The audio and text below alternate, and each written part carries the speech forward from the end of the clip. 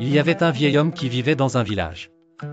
Il était très pauvre, mais il possédait un cheval blanc si rare que le roi en était jaloux. Le roi proposa de demander au vieil homme ce qu'il voulait en échange du cheval, mais l'homme ne voulait pas le vendre.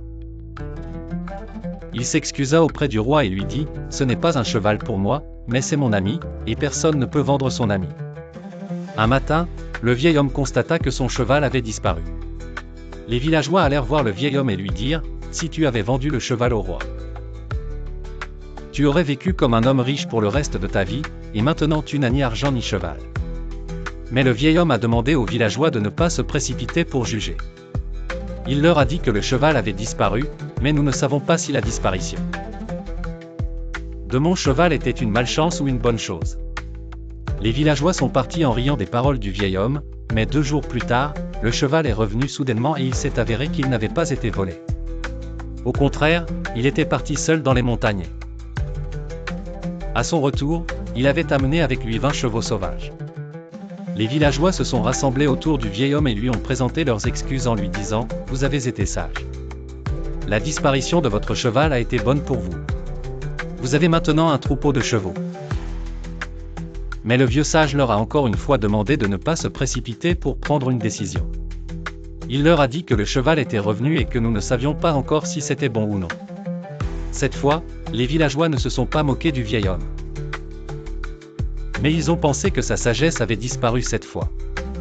Une semaine plus tard, le fils unique du vieil homme s'est cassé la jambe en tombant de cheval alors qu'il entraînait des chevaux sauvages. Les villageois dirent au vieil homme, « Encore une fois, tu avais raison. Ton fils unique ne pourra plus utiliser ses jambes pendant longtemps à cause de ses chevaux, et il n'y a personne d'autre pour s'occuper de toi. » Le vieil homme dit, « Ne soyez pas pressés. Mon fils s'est cassé la jambe et nous ne pouvons pas connaître la sagesse de l'affaire. » Après quelques jours, les ennemis attaquèrent avec une grande armée, alors le roi appela tous les jeunes hommes à rejoindre l'armée. Les officiers ont recruté tous les jeunes hommes, à l'exception du fils du vieil homme, qui avait la jambe cassée. Le village vivait dans une grande tristesse car il n'y avait aucune chance de gagner la guerre. Ils savaient que les jeunes hommes qui partaient mouraient ou seraient capturés. Les villageois revinrent vers le vieil homme et lui dirent « Tu as encore prouvé que tu es sage. La jambe de ton fils est cassée mais au moins il restera avec toi pendant que nos fils ne pourront jamais retourner au village. » Le vieil homme a déclaré « Vous continuez à prendre des décisions prématurées, personne ne sait ce qui va se passer.